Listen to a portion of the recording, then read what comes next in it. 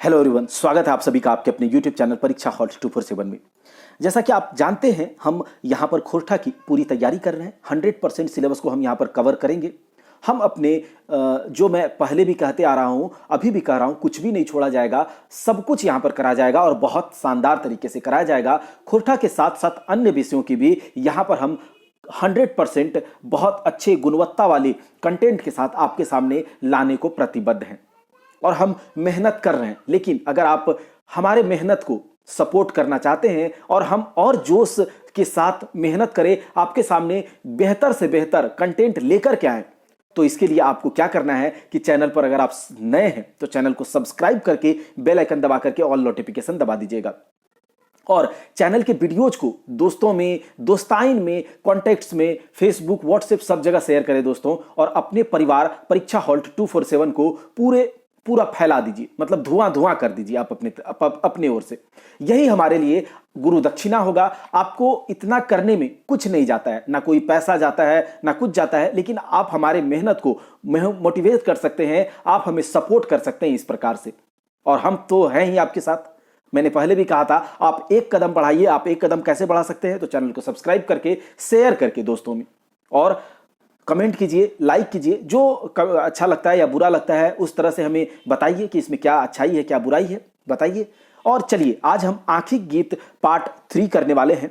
और आंखिक गीत पार्ट 3 में आज फिर से हम 20 कविताओं को इसमें सम्मिलित किए हैं। आंखिक गीत जो है यह 72 कविताओं का एक कविता संग्रह है, जिसको कि श्रीनिवास पानुरी जी के द्वारा लिखा गया है। 31 नंबर से 50 नंबर तक के कविताओं को आज हम यहां पर करेंगे। तो चलिए चलते हैं अपने कविताओं पर। 31 नंबर का जो कविता है वह है चमकल ककर गाले की लाली, यानी कि किसी का गालों की लाली जो है, किसी के गालों पर जो लाली है वो चमक उठा है। क्यों चमक उठा है? चलिए देखते हैं कवि जी क्या कह रहे हैं। कहते हैं, चमकल ककर गाले की लाली आज हमर गीते, यानी कि आज हमारे गीतों को सुन करके पता नहीं किसके गालों की, किसी के गालों की लाली जो है वह चमक उठी है।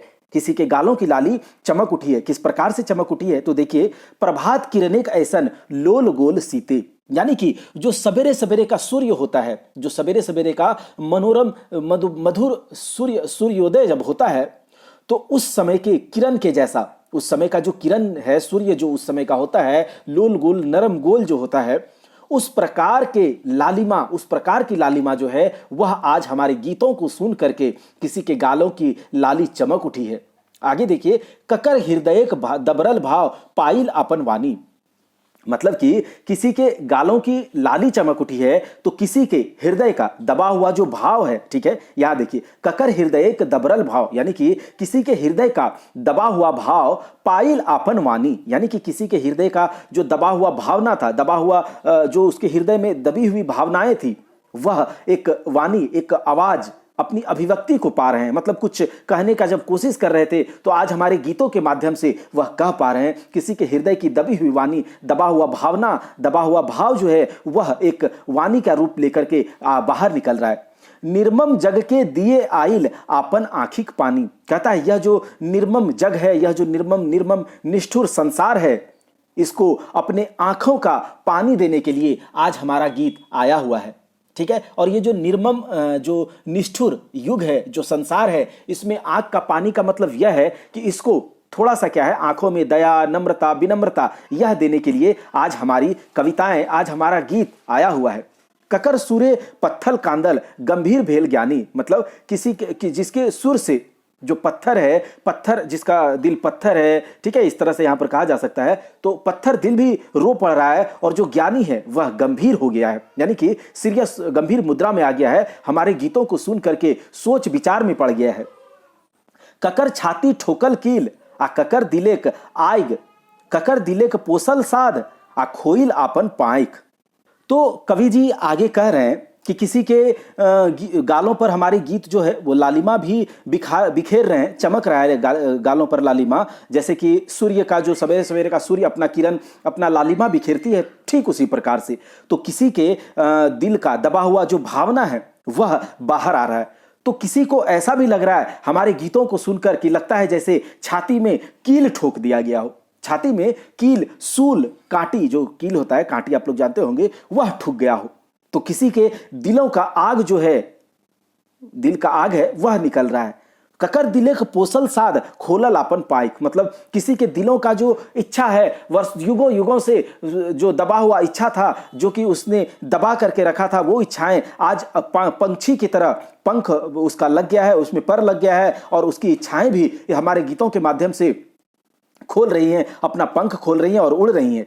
ककर नाचे धरती नाचल फूल प्रसन्न चीते, पता नहीं किसके नाच से धरती जो है, यह जो वो नाच रही है, जिस प्रकार से फूल प्रसन्न होकर के क्या करती हैं, खुश होकर के, प्रफुल्लित होकर के, मन का जो फूल है, खुश होकर के जो मन का, जो चित्त का मतलब क्या होता है, चित्त मतलब होता है अंतर मन, तो किसी के अंतर मन का जो फूल है वह प्रफुल्लित होकर, खुश होकर के नाचने लगता है।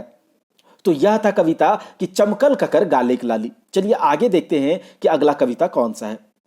आज हमर मने परल, मतलब आज जो है हमारे मन में कुछ आया है, मन में पड़ा है, आज मेरे मन में कुछ ऐसी याद है, कुछ ऐसी स्मृति हैं जो हमें मतलब याद आई है। कहता है आज हमर मने परल एक दिन एक बात, आज हमारे मन में एक दिन की बात, एक दिन का बात है जो हमें याद आ रही है। क्या है वो बात? नदी घाटे पाथर ऊपर, नदी घाटे पाथर का मतलब क्या होता है? पत्थर, जो नदी के किनारे पत्थर वगैरह होता है, तो कहता है नदी के घाटे पाथर ऊपर एक पथिक एक साथ। यहां पर पथिक कौन है? यहां पर पथिक कौन है? जो नदी घाट के पर जो पत्थर वगैरह होता है। और पथिक किसको कहा जा रहा है? तो पथिक मतलब राही होता है, जो रास्ता पर चलते हैं, पथिक पथ पर जो चलते हैं।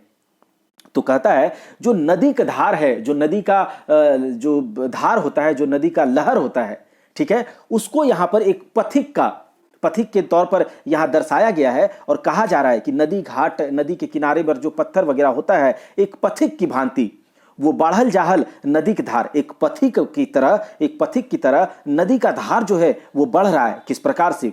छाती तरंगे का दल रकम रकम खेले रत, काने मधुर कलकल अचल अटक तटेक पाथल। कहता है कि अपने जो नदी का धार है, यहां पर यह है कि जो नदी की धारा है, बाढ़ल जाहल नदी की धार छाती तरंगे के दल, यानी कि जो नदी की धारा है वह अपने मतलब छाती, अपने अंदर जो है कुछ इच्छाओं को लेकर के बढ़ रहा है, कुछ इच्छाओं को लेकर के नदी की धारा है वो बढ़ रही है, किसी से मिलने का इच्छा लेकर के वो आगे बढ़ रही है। और क्या करती है आगे? रकम रकम, यानी कि अलग अलग प्रकार का खेल करते हुए, रकम रकम खेले रत, काने मधुर कलकल। जब नदी की धारा बहती है तो आपको आवाज कैसा आता है? कल कल कल कल, ठीक है। तो कहता है कि अलग अलग प्रकार के खेल खेलते हुए नदी की धारा जो है कानों में मधुर कलकल की आवाज करते हुए आगे बढ़ते जा रही है। अचल अटल पट्टे तटेक पाथल, कहता है अचल अटल का मतलब क्या है? जो युगों युगों से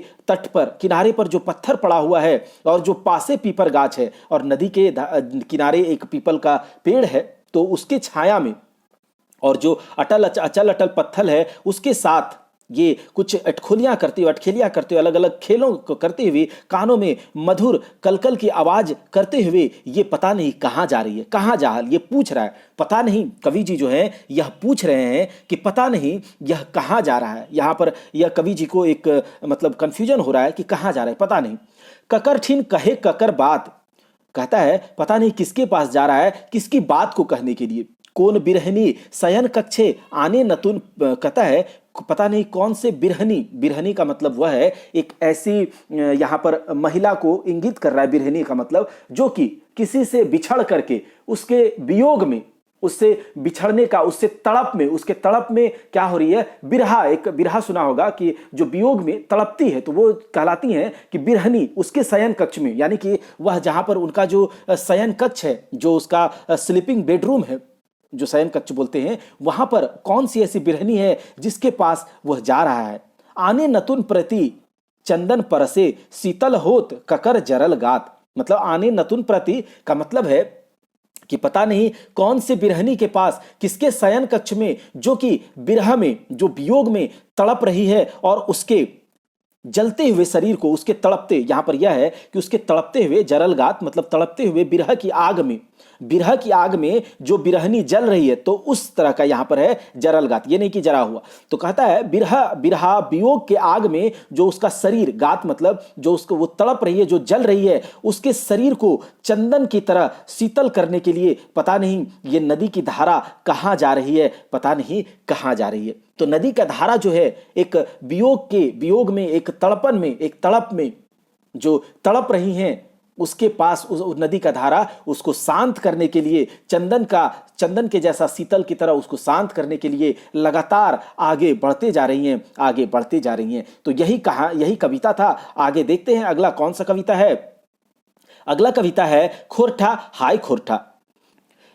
खोरठा हाय खोरठा। देखो यह जो कविता है, इसमें कवि जी जो हैं, जो हमारी भाषा खोरठा है, जो झारखंड का मातृभाषा, या यह कहें, आपको जब मैं खोरठा के बारे में पढ़ाऊंगा कि खोरठा का क्या इतिहास रहा है, सब कुछ तो वहाँ पर अच्छे से समझ में आएगा। तो लेकिन यह देखिए, यहाँ पर कवि जी श्रीनिवास पानूरी जी यहाँ पर बताने की कोशिश कर रहे हैं, यहाँ पर लोगों को बता रहे हैं कि हाय खोरठा हाय मतलब जो हमारी मातृभाषा है उसके प्रति लोगों का जो बेरुखापन है, उसको यहाँ पर दिखाया जा रहा है कि जो हमारी मातृभाषा है उसके प्रति तुम लोग बेरुखापन दिखाते हो और दूसरों की भाषा को गले लगा रहे हो, तो तुम्हें कहीं भी इज्जत नहीं मिलेगी। अपनी भाषा, अपनी मातृभाषा को इज्जत देना सीखो। तो यही है इस कविता का सारांश।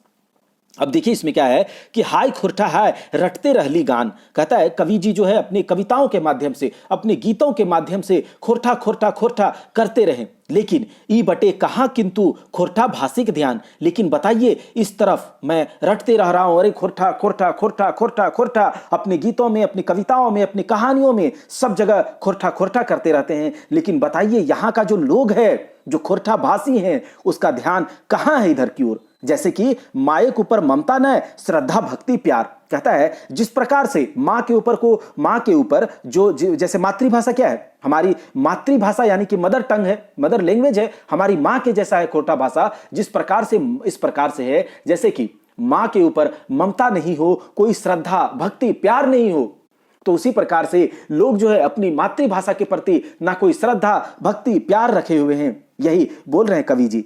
वो तो ई धरती एगो रंगे डूबल सियार। कहता है यह जो खोरठा भाषी क्षेत्र है, यह जो खोरठा भाषा जहां पर बोला जाता है और जो मातृभाषा है जहां पर खोरठा भाषा का, वहां के लोगों के बारे में कह रहा है, वहां के धरती के बारे में कह रहा है कि यहाँ के लोग जो है एक प्रकार से क्या है, रंग में डूबा हुआ सियार है, एक रंगा सियार है। मतलब कि अपना जो उसका अस्तित्व है उसको भूल करके किसी और के रंगों में रंगने की कोशिश कर रहा है। लेकिन बताओ, अगर कोई रंगा सियार का कहानी अगर आप लोग जानते हैं तो किसी को क्या कोई इज्जत भला मिल पाया है क्या किसी और के रंग में रंग कर? नहीं। तो वही बोल रहा है देही ओढ़ल बाघिक चाम दीन दुर्बल प्राण। अरे अगर तुम लोग अपने अस्तित्व की बात नहीं कर सकते हो, अपने मातृभाषा का इज्जत नहीं कर सकते हो, किसी दूसरे का रंग में रंगने का कोशिश करके रंगा सियार बन बैठे हो, और तुम लोग क्या हो? कुछ नहीं। तुम लोग बस एक अपने बाघ का चमड़ा ओढ़े हुए हो, लेकिन अंदर से तुम लोग दीन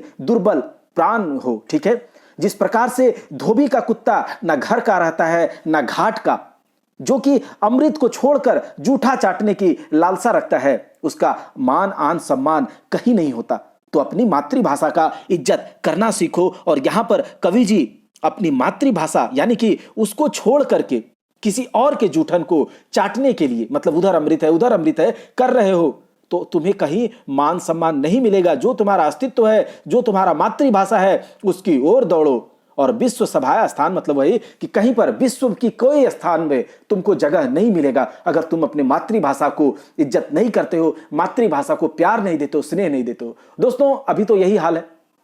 अभी चूंकि खोरठा को इसीलिए पढ़ रहे हैं कि एग्जाम में आएगा, नहीं तो क्यों ही पढ़ते इसे। चलिए, तो ऐसा है, अभी का ये सिनेरियो ही है। तो यहाँ पर यही कह रहे थे कवि जी, खोरठा भाषा के प्रति जो खोरठा भाषियों का जो एक बेरुखापन है उसको यहाँ पर जगाने की कोशिश कर रहे हैं। अगला जो कविता है उसको हम लोग देखते हैं क्या इसमें कहा जा रहा है। जाग जाग, किसको जगाने की कोशिश कर, जाग जाग यानी कि किसको जगाने की कोशिश कर रहे हैं।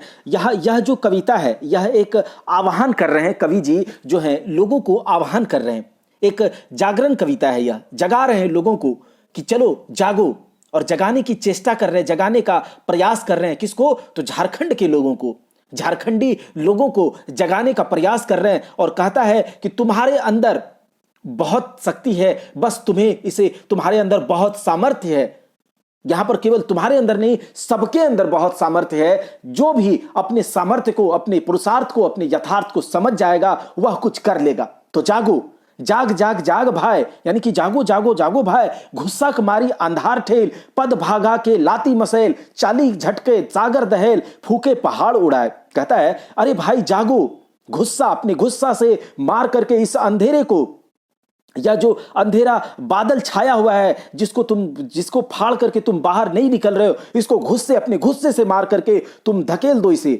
पथ जो तुम्हारे आगे, जो जितनी भी बाधाएं हैं, जितनी भी तुम्हारा ऑब्स्टेकल है, उसको अपने पैरों से मसल करके, अपने पैरों से झटक करके, अपने चाल से झटक करके सागर को तुम दहला दोगे। अरे तुम तो अपने फूंक से पहाड़ को उड़ा दो। तुम अपने सामर्थ्य को केवल पहचान लोगे तो तुम कुछ कर सकते हो। जाग जाग जाग भाई जाग, तोरा देख सिहरे बाग, जेठ बने शीतल माग। अरे तुमको देख करके, तुम अगर अपने सामर्थ्य को पहचान जाओगे तो तुमको देख करके बाघ भी सिहर उठेगा, बाघ भी डर उठेगा। तुम्हारे पुरुषार्थ के सामने सब फेल हो जाएंगे। जेठ की गर्मी जिसको तुमने अपने हद बना करके रखा है, जिसको तुमने अपने आगे क्या अपना लिमिटेशंस बना के रखा है, वो तुम्हारे आगे फीका पड़ जाएगा, वो तुम्हारे आगे छोटा हो जाएगा। जेठ की गर्मी भी तुम्हें ठंडी छाया लगेगी। धरती फेंक शेष नाग, कुशल बूझ भूरे जाए। मतलब धरती में जो शेष नाग बनकर तुम उभरोगे। जागो जागो जागो भाई जागो। मानिस एक बच्चा वीर तो हूं, तोरो देही ओहे लहू। कहता है मनुष्य के वीर बच्चे हो तुम, तुम्हारे शरीर में भी वही खून है, तुम भी सबको पहचानने जानते हो। सांप जिस प्रकार से चुचुंदर को नहीं खाता है, तुम भी सबको जानते हो, सबको पहचानते हो। जाग जाग जाग भाई, क्या अच्छा है क्या बुरा है तुम्हें पता है तो बताओ। आर देरी है तब कथिक, बताओ और किस चीज का देरी है। कते पालबे धर्म सतीक, तो किस चीज का देरी है। क्या तुम अपने अंदर जो फाउंडेशन पाल के रखे हो, जो तुमने अपना बंधन बना के रखा है, बताओ तुम कब तक उसे पाल करके रखोगे। कफन बांध बहरो पथिक, विजय उल्लासे छाती फुलाए। अरे कफन बांधो और बाहर निकलो और अपने सामर्थ्य को पहचानो। जागो जागो जागो हे झारखंडी वासी जागो, तुम्हें जागना होगा, अपने सामर्थ्य को पहचानना होगा। यही कविता के अंदर जो है कवि जी कह रहे हैं। अब देखते हैं अगला कविता है एखनु हमर काने नुपुर। कवि जी श्रीनिवास पानुरी जी जो हैं वह कह रहे हैं कि एखनु हमर काने नुपुर, जो मतलब हमारे कान में अभी भी वह पायल की रुनझुन की आवाज अभी भी बजती है। यानी कि कब का बात कर रहे हैं, जब कवि जी अपने जवानी के यौवन के दिनों में थे, तो जब उनको वह अपने प्रेमिका के साथ का जो बातें हैं उनको अभी भी याद आती हैं, तो वह वही दिनों को याद करके इस कविता को लिखे हैं। और एक इस कविता के अंदर आपको यहाँ पर एक फिर से बिछड़ना, एक वियोग का झलक दिखाई देगा, ठीक है, तड़प का झलक दिखाई देगा, जिसमें कि कवि जी पहले के बातों को याद कर रहे हैं और कह रहे हैं कि आज भी हमारे कान में वही पायल का रुनझुन झुनझुन जो आवाज है वह आज भी जो है कानों में सुनाई पड़ती है। चलिए देखते हैं। एखनु हमर काने नुपुर रुनझुन रुनझुन बाजे, अभी भी हमारे कान में पायल का जो रुनझुन रुनझुन है वह अभी भी बाजता है। एखनु पीपर गाछे चाहे राज किशोरी राजे। कहता है अभी भी पीपल के छांव में, अभी भी जिस प्रकार से पीपल के छांव में अभी भी, देखिए आगे क्या है कि एखनो पीपर गाछे चाहे राज किशोरी राजे, तुरतेक गूथल माला हाथे आंखी मिलन भाव, चीर सांदिक खोजे रूपसी सुंदर सहज सुंदर ठाव। कहता है अभी भी पीपल के गाछ में, पीपल के गाछ के अंदर, पीपल के गाछ के छायर में जो एक अपार शांति, एक चीर शांति खोजते हुए जो वहां मिलता है, आज भी जो एक रूपवती, एक सौंदर्यवती किशोरी हाथ में माला मतलब हाथ में गुथा हुआ माला जो है ले करके वो आज भी वहां पर आंख में मिलन के भाव को लेकर के खड़ी है। सहज सुंदर ठाव, वहीं पर मतलब यह हुआ जहां प्रेमिक नाला बोहे किरण कुमारी लाजे, जहां पर प्रेम का नाला, प्रेम नाला मतलब यह है कि प्रेम का सागर जो है, प्रेम का बह रहा है, बहुत ज्यादा प्रेम इस तरह से, तो कहता है जहां आज भी प्रेम का नाला बह रहा हो, ठीक है, प्रेम नाला बह रहा है, जहां हृदय सिंधुक माझे, मतलब जहां आज भी उसके मतलब जहां प्रेमिक नाला बोहे किरण कुमारी लाजे, जहां हृदय सिंधुक माझे। यहां पर है कि जो हमारा हृदय सागर है, जो हमारा हृदय सागर, हृदय समुद्र है, इसके बीच में आज भी जो है प्रेम का हिलोर, प्रेम का जो मतलब लहर है वह आज भी बह रहा है। ठीक है, मतलब अपनी प्रेयसी को, किरण कुमारी लाजे, मतलब किरण कुमारी के लिए जो अपनी उनकी प्रेमिका है उसके बारे में यहाँ पर कहा जा रहा है कि आज भी जो हमारे हृदय में प्रेम का लहर उठ रहा है। आगे है, राजहंसनिक जोड़ा नौ कमल वने मनेक मोदे। राजहंसनी का जो जोड़ा जिस प्रकार से कमल के वातावरण में जो जहाँ कमल फूलता है जिस प्रकार से मदमस्त होकर के रहती हैं, उसी प्रकार से केकर खे कुके की तटे रहल आमेक वने। कहता है कि पता नहीं कि जो आम का जो बगीचा होता है, आमेक वने, आम के बगीचा में जिस प्रकार से कोयल का कू आज भी जो है जिस प्रकार से सुनाई देती है, और जिस प्रकार से मोर मयूरी, यहाँ पर बात हो रहा है कि किस तरह से यहाँ पर प्यार का इजहार किया जा रहा है कि पीछे के समय में जिस प्रकार से हंसनी का जोड़ा, जिस प्रकार से किरण कुमारी जो यहाँ पर जिसके बारे में बहे कि आज भी लगता है कि पीपल के पेड़ के छाया में खड़ी होकर कोई माला लेकर के मिलन के भाव से आज भी कोई वहां पर खड़ी है। ठीक है, आज भी मुझे कानों में वही पायल का रुनझुन आवाज सुनाई देता है, केकर खे कूके की तटे रहल आमेक वने। कहता है कि आम का जो बगीचा होता है उसमें कोयल का कूक जो है सुनाई पड़ता है, आज भी दे रहा है। ठीक है, अब देखिए, कहता है मोर मयूरी नाचे, मतलब वहां पर जिस प्रकार से मोर और मयूरी जो है बसंत ऋतु में या फिर वर्षा के समय में जिस प्रकार से प्यार में मदमस्त होकर के नाचती है, आज भी हमारे कान में पायल का रुनझुन आवाज आज भी बजता है।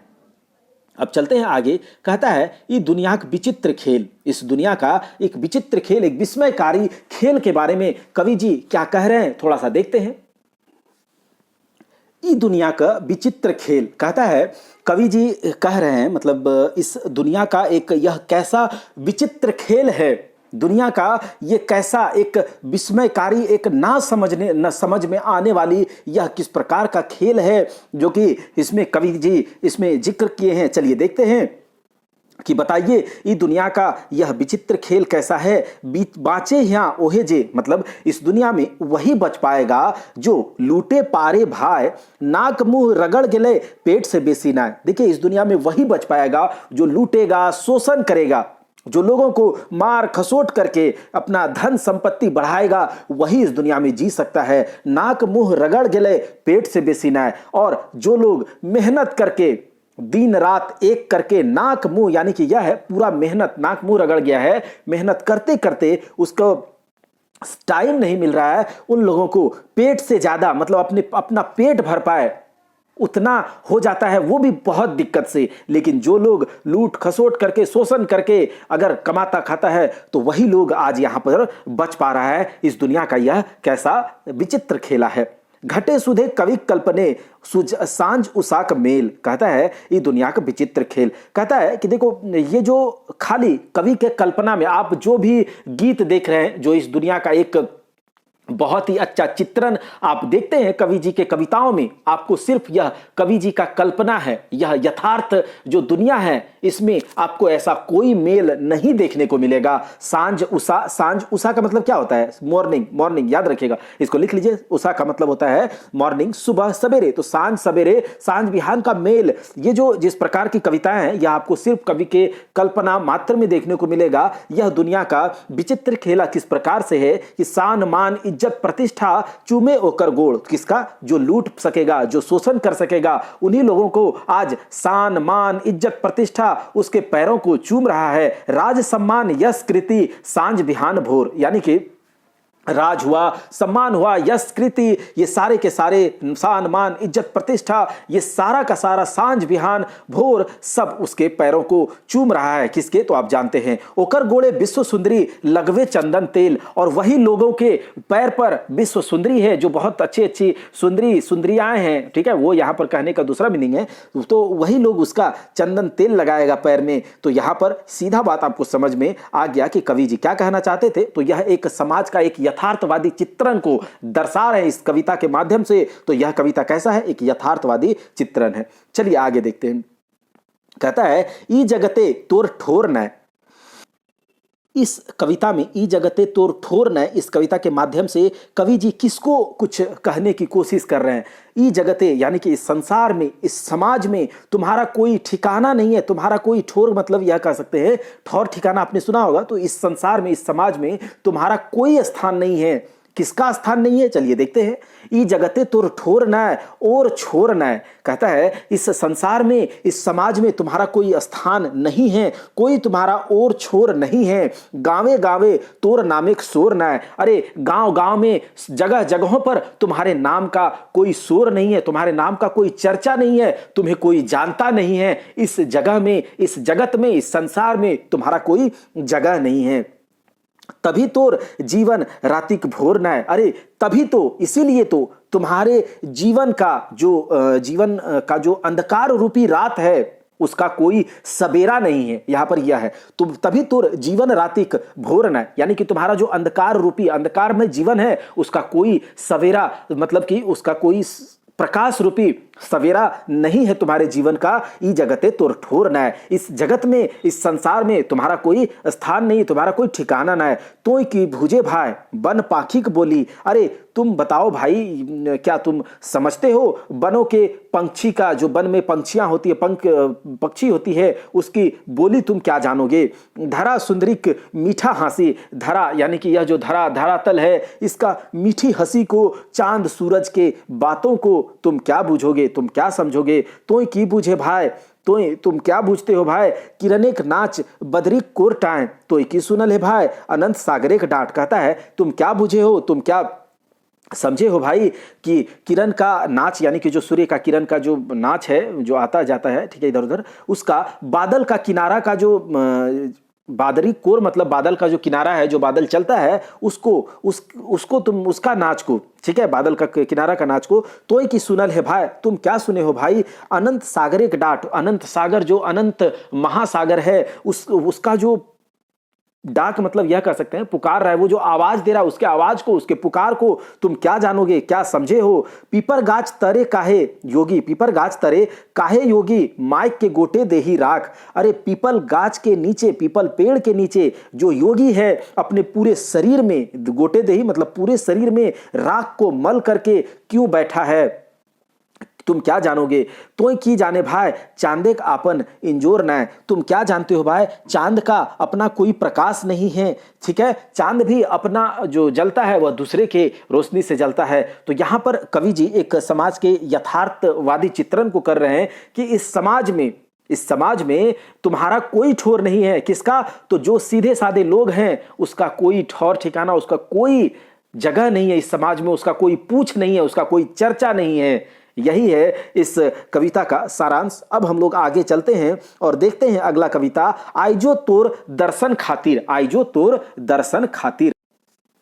आइजो तोर दर्शन खातिर, यह जो कविता है, इस कविता के माध्यम से मतलब कवि जी जो हैं, यह फिर से देखिए, यह जो पूरा कविता संग्रह है, इसमें ज्यादातर कविताओं में हमने क्या देखा, वियोग देखा, बिरहा देखा, तड़प देखी, एक मिलने का आस देखा, तो याद देखा, ठीक है, एक सुंदरता देखा, सौंदर्य का छटा देखा। तो यहां पर क्या है, प्रेम प्रसंग, प्यार मोहब्बत, यही है, लेकिन अच्छे तरीके से, प्यार मोहब्बत को अच्छे तरीके से यूटिलाइज करने वाला, एक फील को, एक प्यार का जो एक सच्चा प्यार का एक जो फीलिंग है, उसको यहां पर दर्शाने का कोशिश किया गया है। तो यहां देखिए, आइजो तोर दर्शन खातिर, यानी कि आज भी तुमको देखने के लिए कैसा हो रहा है देखते हैं। आज भी तुमको देखने के लिए, तुमको एक नजर देखने के लिए भर आंखें आवे आंखी लोर, मतलब तुमको देखने का बहुत मन कर रहा है। आज जो है तुमको, आज भी तुम्हें देखने का मुझे बहुत मन कर रहा है, केवल तुमको एक नजर बस देख लें,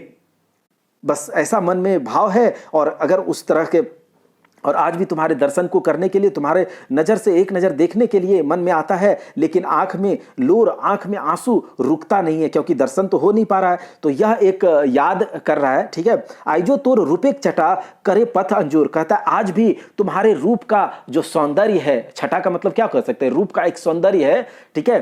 तो आज भी तुम्हारे रूप का जो सौंदर्य है, इस पथ को, ये जो पथ है, ये रास्ते हैं, ये राह हैं, इसको प्रकाशित कर रहे हैं। आज भी तुम्हारी मीठी बोली, एक जो हमारे जीवन में एक नए जीवन का रस को घोल रही हैं। आज भी तुम्हारी मीठी बोली हमारे जीवन में नया जीवन का रस घोल रही है। तुम्हारे याद मात्र से, याद मात्र प्रसन्न गात चूहे टस टस, कहता है तुम्हारे याद मात्र से मेरा जो शरीर प्रसन्नचित होकर के, प्रफुल्लित होकर के मेरे शरीर से, रोम रोम से रस टस टस चूने लगता है। आज भी तुम्हारे आहट से पानी नूतन ज्वाइरे भोर, कहता है आज तुम्हारे आहट मात्र से केवल ऐसा लगता है कि तुम आने वाली हो, तो पानी जो होता है, जो नदियां होती है, वो क्या होता है, जवायर मारने लगता है, उसमें जवार उठने लगता है, सुबह मतलब इस तरह का कुछ होने लगता है, ज्वाइरे भोर। यानी कि आज भी पानी में जो आज देखता है तो उस प्रकार से नया सवेरा का, तुम्हारे आहट मात्र से एक नया सुबह का, एक नया भाव, भोर का मतलब क्या है, एक नया सुबह होता है। तो यह है पूरा का पूरा कि इस कविता में कवि जी किसी के दर्शन को लेकर के बहुत ज्यादा मतलब तड़प रहे हैं कि आज तुम्हारे दर्शन के लिए हमारे आंख से आंसू बह रहे हैं। तो इस तरह से यह कविता है, एक छायावादी कविता है जिसमें कि किसी का कोई सामने है नहीं, लेकिन उसको याद करके, उसके परछाई को किसी का ऐसा है जिसको याद करके ऐसा बातें कहा जा रहा है। तो यह छायावादी कविता है। चलिए आगे देखते हैं। अगला है कि कुकुर गुला से होशियार रहिए भाई। ई कुकुर गुला से मतलब इन कुकुर लोगों से, कुत्ते लोगों से होशियार रहिएगा। इस कुकुर यानी कि कुत्ते लोगों से यहाँ किस कुकुर गुला यहाँ पर किसको कहा गया है, तो देखिए जो झारखंड के लोग हैं, ऐसा कहा गया है कवि जी के द्वारा कि जो झारखंड के लोग हैं, यहाँ के लोग बहुत सीधे साधे होते हैं, बहुत मतलब सरल स्वभाव के होते हैं। तो उनको यह सिखा रहे हैं, उनको उपदेश दे रहे हैं। तो यह किस प्रकार का कविता है, इसको भी आपको याद रखना है कि जो ई कुकुर गुला से होशियार रहिया भाई जो है, यह एक उपदेश देने वाला कविता है, जिसमें कवि जी उपदेश दे रहे हैं किसको, झारखंड के लोगों को, झारखंड के जो बाहर के लोग हैं उनसे होशियार रहने के लिए क्या कह रहे हैं कि उससे थोड़ा सा होशियार रहिएगा, सचेत रहिएगा, अलर्ट रहिएगा।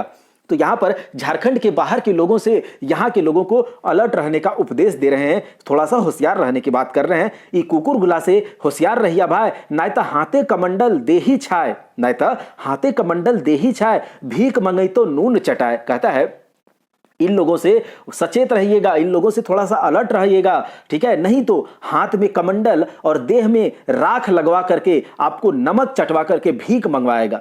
बिजली चाबुक देही सटाए, मतलब मार मार के बिजली के चाबुक को शरीर में लगा करके धोती को छीन करके गमछा पहनाएगा, धोती को छीन गमछा पहनाए, शहर दिगे देतो पठाए, मतलब धोती को पहन के छीन करके गमछा पहना देगा और शहर की ओर तुम लोगों को भेज देगा, मांग करके जाओ खाओ, भीख मांग करके वहां पर खाओ शहर में, हाय हाय हाय। यहां पर यह बता रहा है, उपदेश दे रहा है कि यहां पर बच के रहिएगा और वैसे लोगों से। दलाल सभेक फेरे ऊपर दीगे राजू हेरे, कहता है कि देखो दलाल सबके चक्कर में अगर पड़ोगे, यहां के लोगों को कह रहा है कि दलाल सब के चक्कर में पड़ोगे तो ऊपर दीगे, मतलब जो दिन में ही तुमको नहीं तो क्या करेगा, दिन में ही तुम लोगों को क्या करेगा, यह तारा दिखा देगा।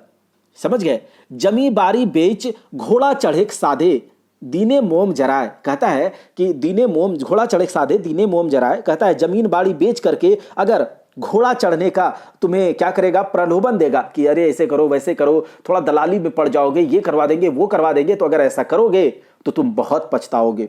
अगर जमीन बाड़ी बेच करके अपना मातृभूमि का जो टुकड़ा बेच करके अगर घोड़ा चढ़ने का, यानी कि यहां पर यह कह रहा है कि कुछ अच्छा करेंगे, अपना प्रसिद्धि, कुछ धन दौलत बहुत ज्यादा हो जाए, वैसा अगर घोड़ा चढ़ने का इच्छा है तो दिन में ही तुमको मोमबत्ती जलाना पड़ेगा, यानी कि तुम्हारे जीवन में यह अंधकार भर देगा। यह है ई कुकुर गुला से होशियार रहिए भाई, ई कुकुर गुला से होशियार रहिए। आगे कौन सा कविता है हम देखते हैं। यह कविता है आज आपन के सभ्य कहे है मानुष, यानी कि आज का जो समय है, जो मनुष्य मानव सभ्यता है, जो अभी का मानव सभ्यता है, कह रहा है अपने आप को पहले के सभ्यता से, अपने आप को क्या कह रहा है, पुराने समय के सभ्यताओं से अपने आप को ज्यादा सभ्य कह रहा है, ज्यादा विकसित कह रहा है, ज्यादा डेवलप्ड कह रहा है। तो आज अपने आप को सभ्य कह रहा है। क्यों? तो आज आपन के सब कहे है मानुष रखे है खोड़ छोड़, रहे हैं खोह छोड़, मतलब पहले लोग जो रहते थे गुफाओं में रहते थे, कंदराओं में रहते थे, खोह में रहते थे।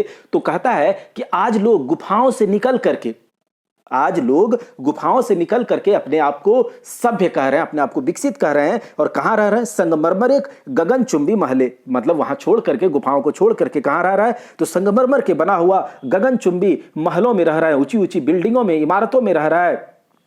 आज उठल चलल है विशेष सीमा रेखा, और आज सांझ बिहाने एके ठीन देखा। कहता है कि आज जो है एक सीमा रेखा, एक लिमिटेशंस, एक बंधन समाज का, जो एक सीमा रेखा है, वह आज खत्म हो रहा है, उठ रहा है, उसका जो वैल्यू है वह उठ रहा है।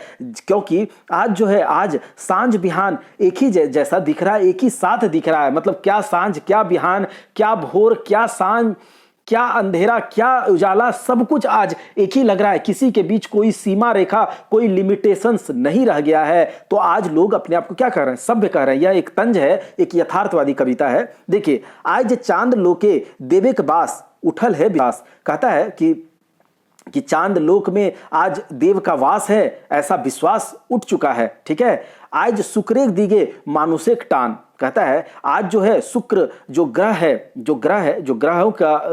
ग्रहों पर जाने की कोशिश कर रहे हैं, हम लोग जाने की कोशिश कर रहे हैं ना, मंगल पर जाने की कोशिश कर रहे हैं, शुक्र पर जाने की कोशिश कर रहे हैं, चंद्रमा पर जाने की कोशिश कर रहे हैं, और वहां पर रिसर्च कर रहे हैं, अपने आप को सभ्य कर रहे हैं। तो कहता है कि आज शुक्र के इधर, मतलब जो और ग्रहों पर पृथ्वी से जो मनुष्य का आकर्षण है उधर की ओर हुआ है, किंतु बल्लम बच्छी से नाय चलले काम। लेकिन बल्लम बच्छी मतलब बहुत ज्यादा जो तेज बन रहा है, होशियारी जो इतना दिखा रहा है, इससे काम नहीं चला। मिलल नाय जगतवासी के गाछ तरे विश्राम। कहता है कि जो इस प्रकार से काम, होशियारी से काम नहीं चला, और मिला नहीं जगतवासी को, जो ये संसारवासी, इसको पेड़ के नीचे विश्राम नहीं मिल रहा है, नहीं मिला। शांतिक रेखा खातिर कोई शांति नहीं है। भले ही आज आपको सब कह रहा है, लेकिन कोई शांति किसी को नहीं है। शांतिक रेखा खातिर नित नतुन आयोजन। कहता है जैसा कि आप देख रहे हैं, आज रूस और यूक्रेन के बीच में जो युद्ध हो रहा है, हमारे भारत और पाकिस्तान के बीच में हमेशा से चलते आ रहा है। चाइना इधर पाकिस्तान के बीच में है।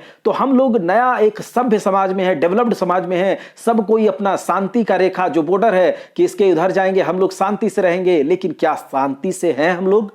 एक शांति का रेखा, लाइन ऑफ कंट्रोल है, लाइन ऑफ एक्चुअल कंट्रोल है, तो सब कुछ खींचा गया है। शांति का रेखा है ये सारा, कि उधर हम, इधर आप शांति से रहेंगे। लेकिन नया नया आयोजन होता है, अलग अलग तरह का योजना बनता है, अलग अलग तरह का प्रयोजन बनता है। नित नतुन कानून शासन तंत्र परिदर्शन। कानून शासन में अलग अलग तरह के नए नए आयोजन, नए नए कानून योजनाएं बनते हैं शांति को लाने के लिए, शांति रेखा के लिए। लेकिन फिर भी देख लागे है हंसी। कहता है देख करके हंसी लगता है, बातें बातें लीडर सब एक फांसी। कहता है देख करके हंसी होता है कि बात ही बात में लीडर सबको फांसी मिल रहा है, लग रहा है कि खड़ा कैर उड़ावल जा है।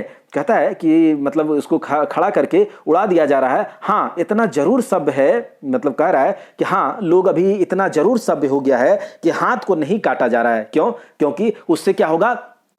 खून निकलेगा, है ना, खून निकलेगा। और मतलब हम लोग सभ्य हैं, खून क्या ही देखेंगे, क्यों देखेंगे किसी का, है ना। तो कहता है कि हाथ अगर काट दिया जाए तो उससे क्या होगा? हाथ से खून निकलेगा, और हाथ में सॉरी हाथ थे नाय काटल जाए रकत लगे। अच्छा, यहाँ पर यह हुआ कि इतना जरूर, हाँ, इतना जरूर सभ्य हुआ है कि किसी को काटा नहीं जा रहा है। क्यों?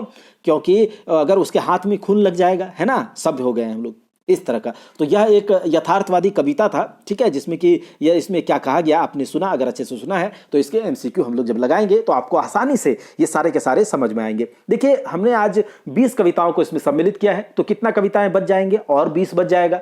तो बस एक पार्ट में यह आखिरी गीत खत्म हो जाएगा। इसके एमसीक्यू को जल्दी से कर लेंगे, और हमारा फिर हम अगले कविता पर चलेंगे, दामोदर एक कोराय। किस पर चलेंगे? दामोदर एक कोराय। उसके भी बहुत बड़े बड़े उसमें कविताएं हैं, तो उसको 2-3 पार्ट में कवर कर देंगे। सभ्य कही कि असभ्य तोरा। अब क्या था, इससे पहले जो कविता था उसमें कवि जी ने कहा कि आज लोग अपने आप को सभ्य कह रहे हैं, और दूसरे ही कविता में कहते हैं कि तुम लोग अपने आप को सभ्य तो कह रहे हो, लेकिन तुम्हें क्या कहें? सभ्य कहें, यानी कि तुम डेवलप हो चुके हो, पहले के लोगों से ज्यादा सभ्य हो, तुम्हें सभ्य कहें या फिर और भी अब असभ्य कहें? बताओ तुम्हें क्या कहें। तो इस कविता में क्या कह रहे हैं कि देखिए कि तुम्हें मैं क्या कहूं। आज के लोगों को कहते हैं कि तुम्हें मैं सभ्य कहूं या फिर असभ्य कहूं, तुम्हें ज्यादा विकसित कहूं या फिर उससे भी कम विकसित कहूं, क्या कहूं तुम्हें? बताओ, सभ्य कहें कि असभ्य कहें, करिया कहें कि गोरा, तुम्हें काला कहें या फिर गोरा कहें। तोरा पाई के धरती धन्य, युग युगेक विशास धन्य। कहता है कि तुमको पा करके धरती धन्य हो गया है, युग युगों का विश्वास धन्य हो गया है। राजा के जगह नेता धन्य है, राजा के जगह आज नेता है, नेता का प्रचलन है, नेता धन्य है। तो कवि के बदले भौरा, भौरा भी गाता है ना, भौरा भी गा रहा है, तो कवि के बदले लोग भौरा को ही सुन रहा है। यहां पर यह है कि कैसा यह बेमेल प्रथा चल रहा है, जिसमें कि जिसका इज्जत है, जो जिसको मिलना चाहिए वो उसको नहीं मिल रहा है। सभ्य कहें क्या सभ्य कहें, तुमको बताओ तुम्हें क्या कहें। शुद्ध अशुद्ध का भेदा भेद, शुद्ध अशुद्ध का कोई भेद नहीं रह गया है। असत्य सत्य के मूल में छेद हो गया, यानी कि क्या सत्य क्या असत्य किसी को कुछ समझ में नहीं आ रहा है। क्षुधाक कुंडे अश्वमेघ, कहता है पेट की भूख को शांत करने के लिए आज लड़ाई झगड़े हो रहे हैं। ठीक है, यहां पर यही है। अश्वमेध का मतलब पहले जब अश्वमेध यज्ञ होता था तो कोई अगर घोड़ा को रोक लेता था तो फिर उसको उस राजा के साथ युद्ध करना होता था, वही कहता था। क्षुधा मतलब भूख को शांत करने के लिए आज क्या हो रहा है, झगड़ा हो रहा है। सब कुछ यही पेट के कारण किया जा रहा है। जितनी भी लड़ाई झगड़े मार पीट छल बल सब कुछ क्या हो रहा है, इस पेट के कारण। तो वही कह रहा है कि जो इसके कारण तुम झगड़ा लड़ाई कर रहे हो, तुम्हें क्या कहे सभ्य कहें। जोड़े का बदल तोड़ा, मतलब कि जोड़ने के बजाय आज जो प्रवृत्ति है लोगों में तोड़ने का पाया जा रहा है कि किसी को जोड़ दिया जाए, मतलब किसी के साथ अच्छा कर दिया, ऐसा नहीं है। तो बताओ तुम्हें क्या कहें, सभ्य कहें या असभ्य कहें, बताओ ना। चलो यही था। अब अगला है जय जय जय, देखते हैं इसमें क्या है। जय जय जय, इस कविता में क्या कहते हैं कवि जी, देखते हैं। जय जय जय खोरठा भाषी की जय। इस कविता में खोरठा भाषी जो है, हम लोग खोरठा भाषी जो है इसके जय जयकार कर रहे हैं। कह रहा है कि जय जय जय खोरठा भाषी की जय, जय जय जय राष्ट्रभाषा की जय, यानी कि पहले खोरठा भाषा को और फिर राष्ट्रभाषा का जय जयकार किया जा रहा है। और जो खोरठा भाषा है इसको एक इसका मान मिले, इसका सम्मान मिले, इसको एक सही जगह मिले, इसके लिए यहाँ इसका जय जयकार किया जा रहा है। हमने की गिदर समय सांझ अंधार पथ वनेक मांझ, कहता है कि जो खोरठावासी हैं, अभी हम लोग क्या हैं, गिदर मतलब बच्चे हैं, अभी जो खोरठा का उस तरह से विकास नहीं हुआ है और यह एक अंधेरा पथ है। ठीक है, उस तरह का पथ है, इसको हम लोगों को लेकर के जाना है एक ऊंचाई पर। लेकिन अभी क्या है, अंधार पथ बने कमांज, इस प्रकार से अंधेरा रास्ता है और जिसे बीचों जंगल के बीचों बीच एक अंधेरा रास्ता है, उस प्रकार से है। बहुत लंबी चढ़ाई चढ़नी है एक खोरठा को एक सही जगह पर पहुंचाना है खोरठा भाषा को। लेकिन उसके बीच में बाघे सिंघेक भय, यानी कि बाघे सिंघेक भय का मतलब यह है कि जरूर हम पहुंचाएंगे, पहुंचाना भी है खोरठा को एक अल्टीमेट लेवल पर, लेकिन अभी इसके लिए थोड़ा सा कठिनाई है। जिस प्रकार से जंगल के बीचों बीच अंधेरे रास्ते पर बाघ सिंहों का भय रहता है, उसी प्रकार से अभी रास्ते में बहुत कठिनाइयां हैं जो हमें खोरठा को आगे लेके जाने के लिए। जय जय जय, हमने खोजी हिमालय चढ़े। हम लोग खोरठा भाषी जो हैं, हम लोग हिमालय के जैसा एक चढ़ाई चढ़ना होगा और खोज भी रहे हैं, हम लोग जा भी रहे हैं हिमालय चढ़ना। सोना सुंदर देश गढ़े, एक ऐसा देश बनाना चाहते हैं जो सोने के जैसा सुंदर देश हो खोरठा के लिए।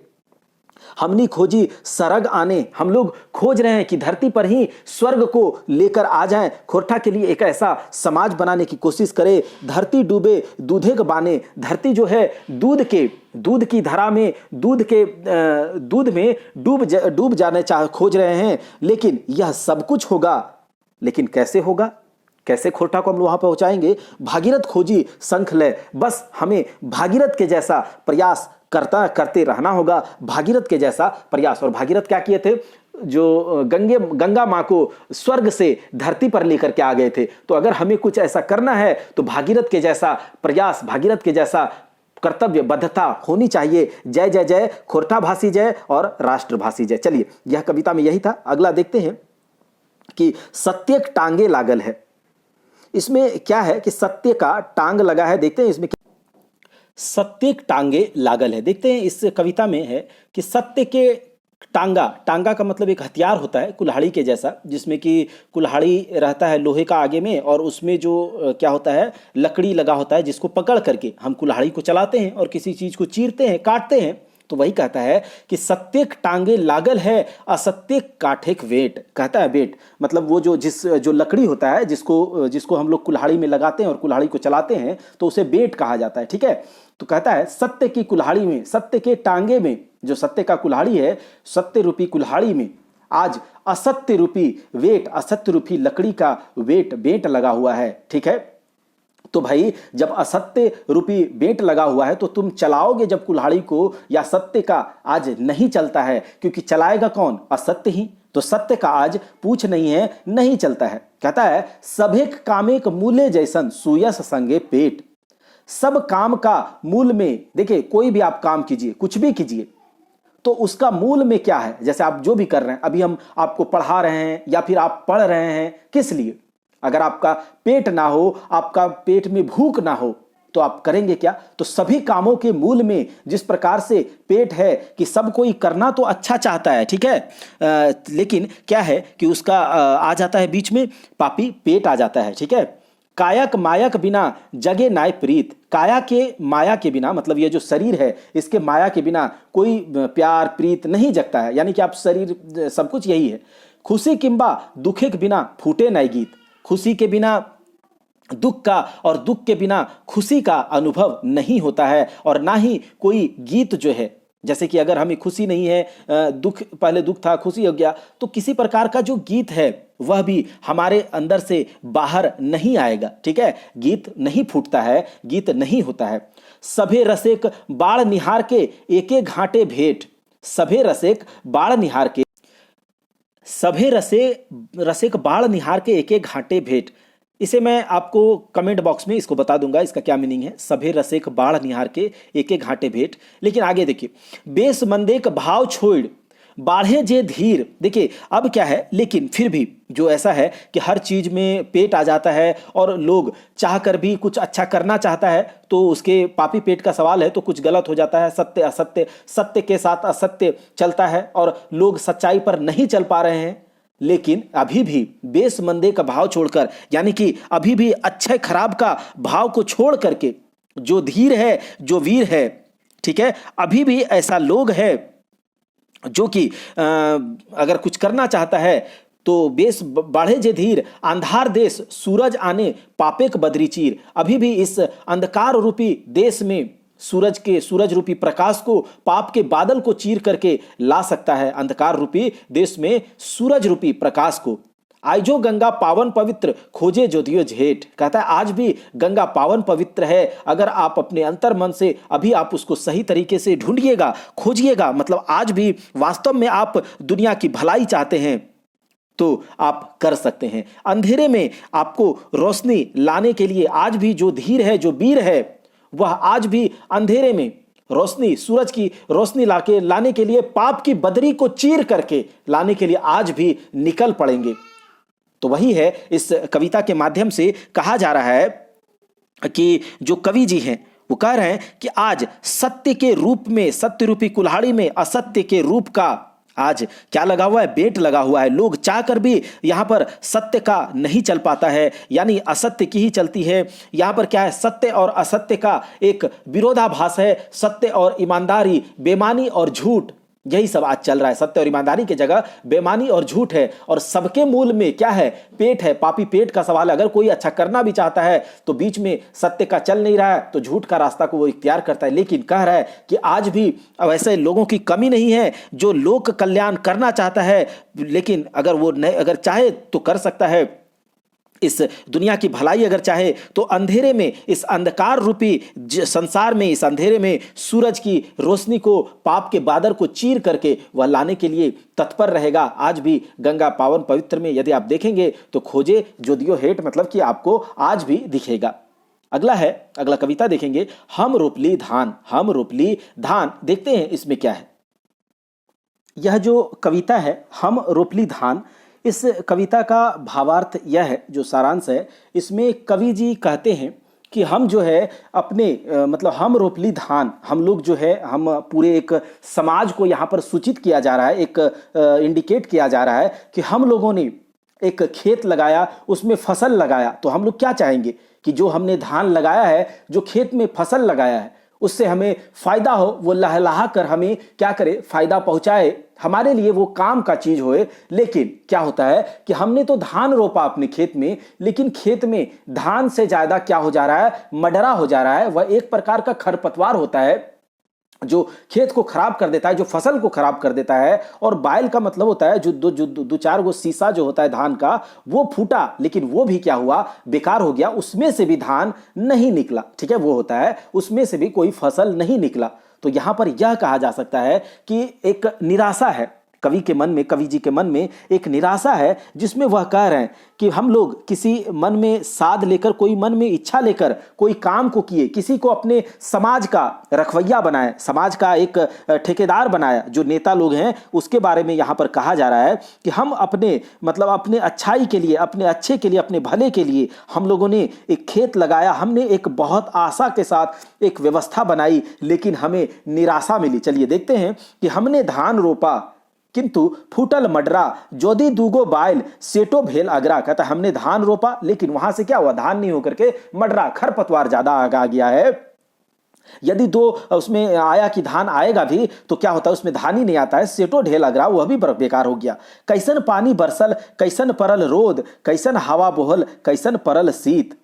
कहता है कि पता नहीं कैसा पानी बरसा है, यानी कि किस प्रकार का अभी समाज का वातावरण है, किस प्रकार का हो चला है, किधर की ओर समाज जा रहा है, किधर की ओर गति कर रहा है, किस प्रकार का हवा बतास किस प्रकार का बह रहा है हमारे समाज में, कौन कैसन परल रोद, किस प्रकार का धूप बदास है, कैसा हवा चल रहा है, कैसा ठंडक पड़ रहा है, पता नहीं किस प्रकार का वातावरण है इस समाज का, पता नहीं कौन से पापी का छाया, कौन से पापी का, कौन पापी छाहुर परल, बापे बेटे झगड़ा। कहता है पता नहीं कौन से पापी का, कौन से पापी का परछाया हमारे समाज में पड़ा है, जिससे कि बाप बेटे के अंदर ही आज झगड़ा हो रहा है। टूट परल बादले के दल रोआ लेल फूच, यानी कि जो बादल का एक अंधकार है वह लगता है जैसे समाज पर टूट पड़ा है, कोई किसी भी प्रकार का समाज में एकता नहीं रह गया है। ठीक है, सब कोई अलग अलग हो चुका है। बाहर करल जैसन चेंग पैनाक सारी कुछ, और गुंडा हाथे इज्जत बंधक दीने भूतेक पहरा। कहता है कि आज का समय का इस प्रकार करवट बदल चुका है कि हमें बाहर आने में जाने में डर लगता है। गुंडा लोगों के हाथ में हमारा इज्जत बंधक के रूप में बंधा पड़ा है, गिरवी पड़ा है। ऐसा लगता है जैसे कि हमारे इज्जत जो है वो गुंडों लोगों के हाथ में पड़ा है, बदमाश लोगों के हाथ में है। और आज ऐसा समय आ गया है कि दीने भूतेक पहरा का मतलब है दिन में ही हमें भूत से, मतलब दिन में ही घर से बाहर निकलने में आज डर लग रहा है। तो यहां पर कविता जो है, कविता एक यथार्थ चित्रण को दर्शा रहे हैं समाज का, कि आज जो समाज है हमने एक अच्छे समाज का कल्पना किया था और उसके लिए हमने एक अच्छे व्यवस्था किया, यहां पर लोगों को बैठाया, लेकिन हमें आज ही अपने घर से बाहर निकलने में डर लग रहा है। हमारी एकता छिन्न भिन्न हो चुकी है। पता नहीं किस प्रकार का हवा हमारे समाज में, हमारे देश में, हमारे राज्य में बहा है, जिससे बाप बेटे के बीच झगड़ा हो रहा है, घर से बाहर निकलना मुश्किल हो गया है। कौन सा बादल हमारे समाज के ऊपर छाया हुआ है। चलिए देखते हैं। अब अगला है, मानुष खोजे है आइजो आपन रास्ता। मनुष्य जो है खोज रहा है आज भी अपना रास्ता। क्या खोजता है देखते हैं। मनुष्य जो है आज भी अपना रास्ता खोज रहा है। क्या रास्ता खोज रहा है? मनुष्य ने आज, मनुष्य का जो समाज है, मानव सभ्यता जो आज है, मानव समाज है, उसने आज बहुत तरक्की कर ली है, लोग बहुत आगे बढ़ चुके हैं। लेकिन आजादी के इतने साल बाद भी मनुष्य आज भी क्या है, हमारे समाज का आज भी अपना रास्ता खोज रहा है। ऐसे तो बना हुआ है बहुत अनगिनत रास्ता, आज तक चकर ऊपर मानुष चलल, किंतु कहां पाइल आज जो खोज रहल है, चुइल आपन नोच रहल है। कहता है कि देखो ऐसे तो अनगिनत रास्ते बने हुए हैं आज तक, जिस पर कि मनुष्य चला। आज तक बहुत सारे ऐसे रास्ते बने जिस पर कि हमारा जो मानव सभ्यता है, जो मानव समाज है, वह चला, लेकिन कहां पाया जो वह खोज रहा है। लोग आधा आपाधापी में भागे जा रहे हैं, पता नहीं किस चीज की खोज में भागे जा रहे हैं, लेकिन आज तक बताइए कहां कोई पाया जो वह खोज रहा है। बाल को अपना नोच रहा है, मतलब अगर कोई बाल अपना नोचता है तो वह परेशान होकर, जब आपको कोई समस्या का समाधान नहीं मिलता है तो आप क्या करते हैं, अपने सर को खजवाने लगते हैं, आप टेंशन में भर जाते हैं। वही है, ठूट गाछ तरे बैस गढ़े सरग सुंदर राज। कहता है इसका मतलब यह है कि ठूट गाछ, जिस गाछ का कोई परछाई नहीं है, जिस गाछ में पेड़ पत्ते फल नहीं लगे हैं, उस पेड़ के नीचे बैठ करके हम स्वर्ग सुंदर एक अच्छे समाज की कल्पना कर रहे हैं। मतलब इसका यह है कि जिसके पास अपना कुछ नहीं है, उसके नीचे उसमें कुछ गुण नहीं है, उसमें कुछ विशेषता नहीं है, लेकिन उसके पास जाकर के हम अपने उपाय ढूंढ रहे हैं, हम उस पर तरफ जा रहे हैं जहां कोई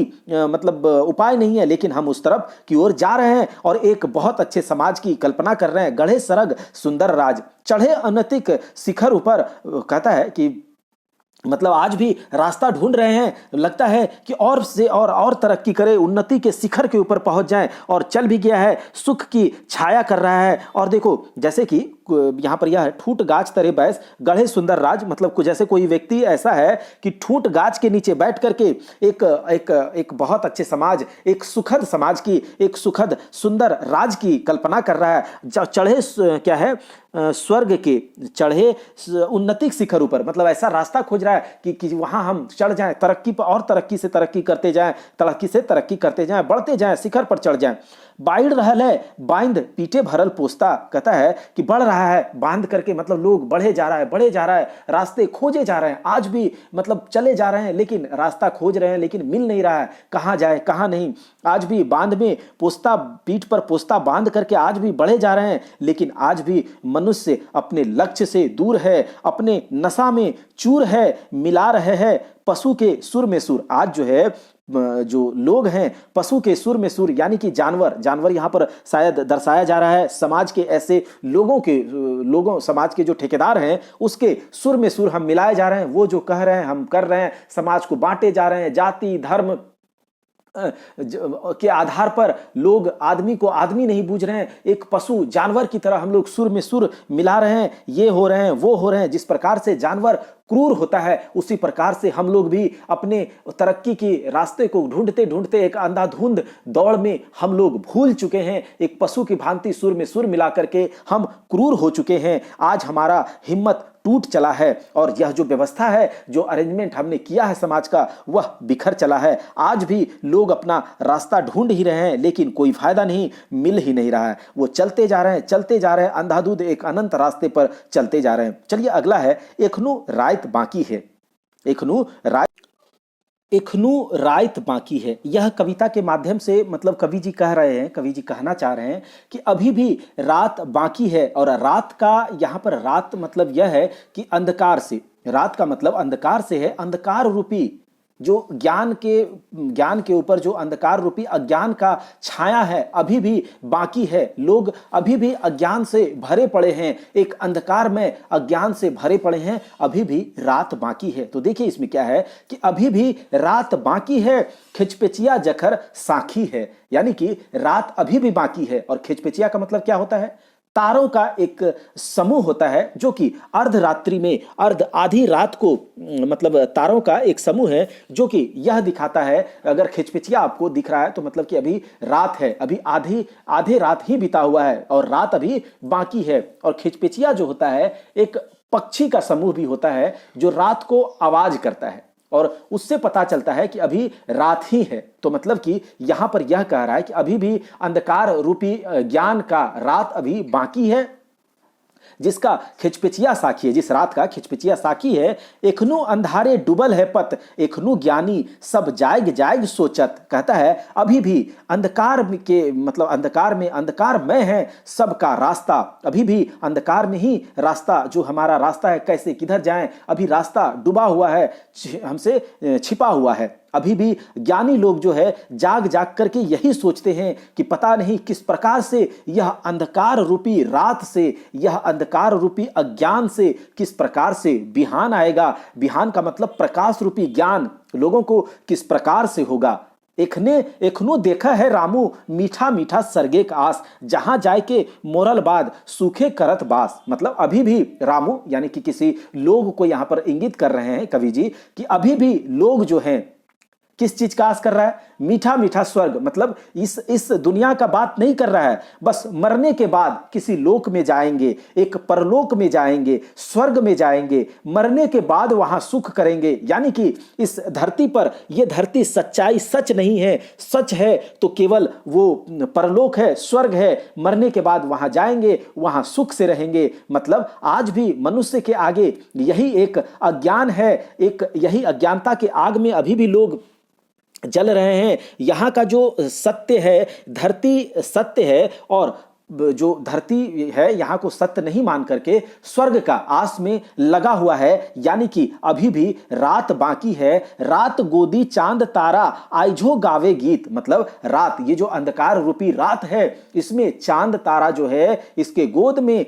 आज भी गीत गाते हैं और पुकार रहे हैं। डाक डाक सारा रात सिखावे मानुष के रीत, डाक डाक करके पुकार पुकार करके ये चांद तारा हम लोगों को, मनुष्य को रीति रिवाज नियति सिखाते हैं। प्रकाश राज के बांधे खातिर सांझे हाथे राखी है। और देखिए यहां पर यह कह रहा है कि प्रकाश राज मतलब प्रकाश को बांधने के लिए सांझ के हाथ में राखी है, यानी कि सांझ जब प्रकाश को हाथ में राखी बांध देता है तो सांझ के बाद रात आ जाता है। तो वही कहता है कि प्रकाश राज को, प्रकाश को, दिन रूपी प्रकाश को बांधने के लिए सांझ जो संध्या काल होता है उसके हाथ में राखी है। उस अज्ञानता को लाने का कोशिश कर रहा है, मतलब अभी भी लोग अज्ञानता अंधकार में फंसे पड़े हैं कि हम स्वर्ग जाएंगे, वहां की दुनिया अच्छी है, लोग परलोक पर विश्वास करते हैं। तो यही बात है कि इस तरह का नहीं होना चाहिए और कवि जी यहां पर यही चीज को इंगित कर रहे हैं। अब हम लोग देखते हैं, आज फूल के डूबे है सूरज, आज फूल के डूबे है सूरज। यह जो कविता है, आज फूल के डूबे है सूरज, तो जब सूरज पश्चिम की ओर डूबता है, जब सूर्यास्त होता है पश्चिम की ओर, और आप कभी देखे होंगे कि सूर्यास्त के समय में जब सूर्य पश्चिम की ओर डूब रहा है तो उस समय एक चमकदार चारों ओर लालिमा फैल जाता है। देखे होंगे कि जब सूर्यास्त होता है तो उस समय चारों ओर लालिमा फैल जाता है और बहुत चमकदार रोशनी उस समय आपको दिखाई देती होगी, लाल लाल पूरे जब आसमान में, पूरे आकाश में एक लालिमा फैल जाती है पश्चिम की ओर जब सूरज इस तरह से डूबता है। तो कहा जाता है कि वही कहलाता है फूल करके आज सूरज डूब रहा है, ठीक है, सूर्यास्त हो रहा है फूल करके, तो वही है आज फूल के डूबे है सूरज।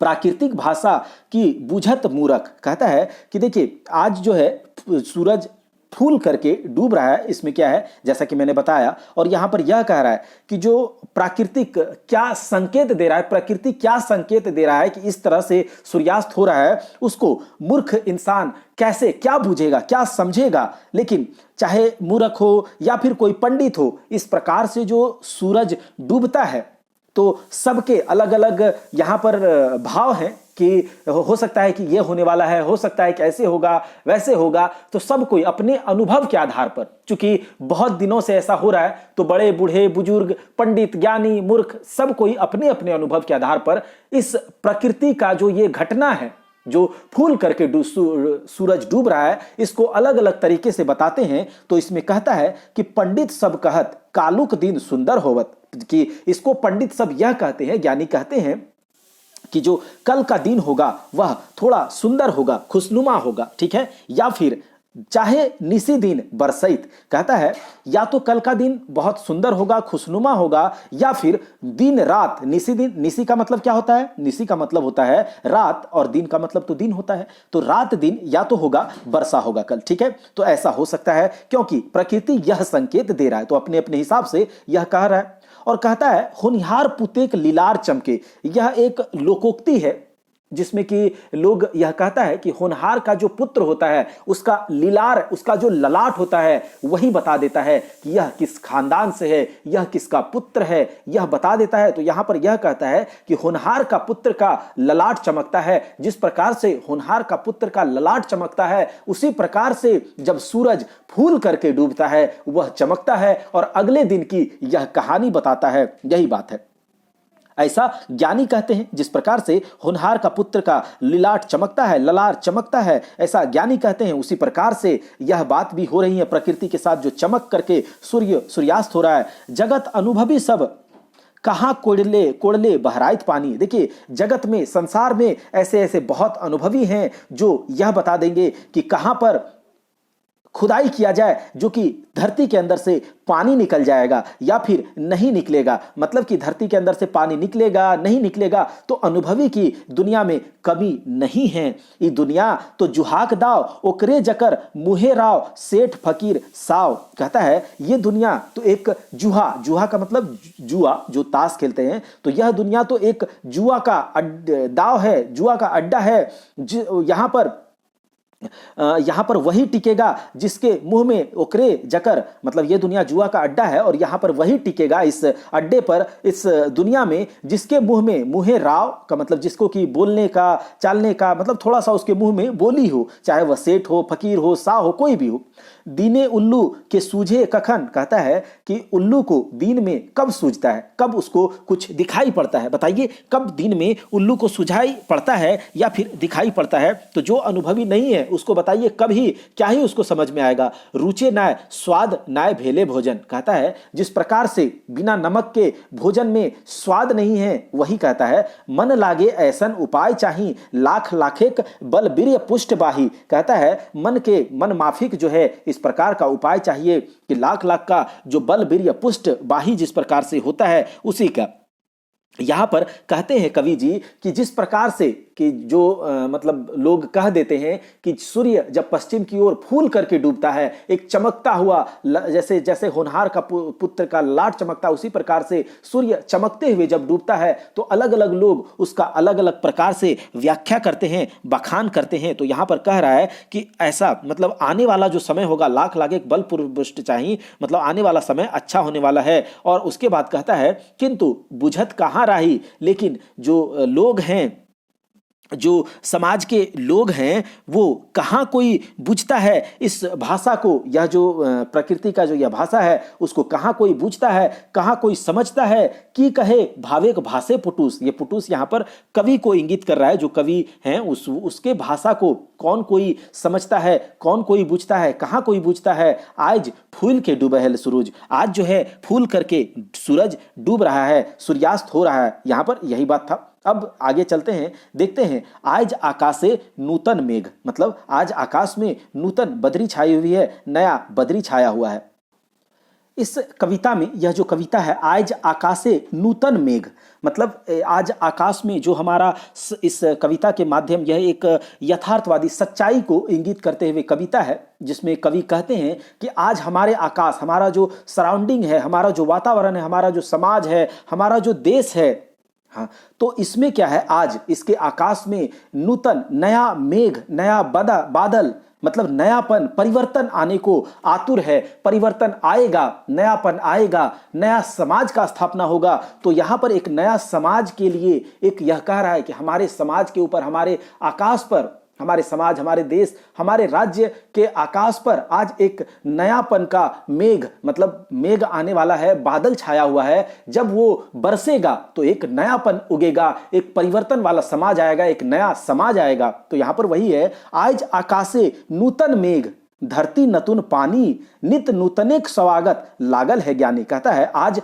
आकाश में हमारे समाज के, वही मतलब हम लोग जिस जगह पर हैं उसके आकाश में नया मेघ, नया बादल दिख रहा है, मतलब परिवर्तन होने को है। धरती जो इस नया पानी को, ये जो धरती जब ये मेघ जब बरसेगा तो उसके बाद जो धरती इस नयापन को एक्सेप्ट करेगा, इस नयापन को, यह परिवर्तन को, इस परिवर्तन के स्वागत करने को ज्ञानी लोग क्या होते हैं, उसके स्वागत करने को हमेशा तैयार रहते हैं। जैसे कि कुछ चेंजेज होता है, कहते हैं ना प्रकृति में परिवर्तन होगा ही होगा, परिवर्तन प्रकृति का नियम है। लेकिन आप अगर परिवर्तन के साथ नहीं बदलते हैं तो आपको प्रकृति बदल देगी या फिर आप कहीं के नहीं रहेंगे, ऐसा है। लेकिन क्या है, जो ज्ञानी होता है, जो जिसके पास दिमाग है, जो सोचने वाला होता है, तो वह प्रकृति के साथ अपने आप को बदलता है। लेकिन कुछ लोग होते हैं जो प्रकृति को बदलने को, मतलब जब प्रकृति परिवर्तन करती है या फिर प्रकृति बदलती है तो उसको बदलने के रास्ते में वो रुकावट पैदा करता है, उस बदलाव को वो एक्सेप्ट नहीं करते हैं। तो देखिए आगे क्या है, किंतु नतुनेक नाम पापिक देहिक आयग गरज गरज कह है रागे लाल आय, कहता है लेकिन इस नयापन के नाम से, इस परिवर्तन के नाम से, इस चेंज के नाम से, एक नए समाज के नाम से पापियों के देह में, शरीर में आग लग जाता है और गरज गरज कर वो कहता है, लाल आंख करके, गुस्सा करके, नया जो नयापन है उसके परिवर्तन के रास्ते में कांटा रोपने की कोशिश करता है, आग लगा देगा, उसको नहीं आने देगा, वो रास्ता मतलब परिवर्तन को एक्सेप्ट नहीं करता है और उसके रास्ते में अलग अलग तरह के विरोध करते हैं, अलग अलग तरह के रुकावट पैदा करते हैं। लेकिन जखन नतुन खातिर खाली भविष्य का आसन, लेकिन इस नयापन के लिए, इस परिवर्तन के लिए लोग भविष्य का एक जगह को पाने के लिए, इस भविष्य में अगले नयापन के इस परिवर्तन के लिए जो है एक आतुरता दिखाई देती है। जिस उसी प्रकार से जैसे कोई नूतन गीदर कोरे नया बच्चा, जो एक नवजात शिशु होता है, नया बच्चा होता है, कोरे नारी करे खुशीक दान, मतलब जो महिलाएं होती हैं, जो जब उसका पुत्र होता है, जब मां बनती हैं या फिर नारी का गोद में, कोरे का मतलब क्या होता है, गोद में एक नया बच्चा को देता है, तो जिस प्रकार से वह एक आने वाला रहता है, कोई जिस प्रकार से नया बच्चा घर में आने वाला रहता है, तो जैसे खुश एक माँ होती है, एक नारी होता है, ठीक उसी प्रकार से नयापन आएगा ही, परिवर्तन आएगा ही, और भविष्य को पाने के लिए, एक नए भविष्य को पाने के लिए लोग आतुर रहते हैं। और जिस प्रकार से जखन नतुन के जागत दे धरती छोड़े प्राणी, और जब नयापन जग जाएगा, जब परिवर्तन हो जाएगा, तो ऐसे लोग जो इसके परिवर्तन को एक्सेप्ट नहीं करते हैं, वह धरती छोड़ करके भागेंगे। धरती छोड़े प्राणी, तो यहाँ पर यह एक यथार्थवादी कविता था, यानी कि इसमें कहा गया है कि नयापन, एक चेंज, परिवर्तन जो है प्रकृति का नियम है, लेकिन जो इस परिवर्तन को विरोध करते हैं, जो इस परिवर्तन के रास्ते में अड़ंगा डालते हैं, उसको रास्ते में विरोध करते हैं, उसको रोकने की कोशिश करते हैं, फिर भी उसके बावजूद भी परिवर्तन होता है। और क्या बोलते हैं, जथन नकुन खातिर खाली भविष्य का आसन, मतलब फिर भी परिवर्तन होगा और भविष्य का, अगले नए भविष्य का निर्माण होगा। तो यही है कि परिवर्तन होकर ही रहेगा, चाहे आप कुछ भी करें। आइजो झारखंड ओहे होवे है।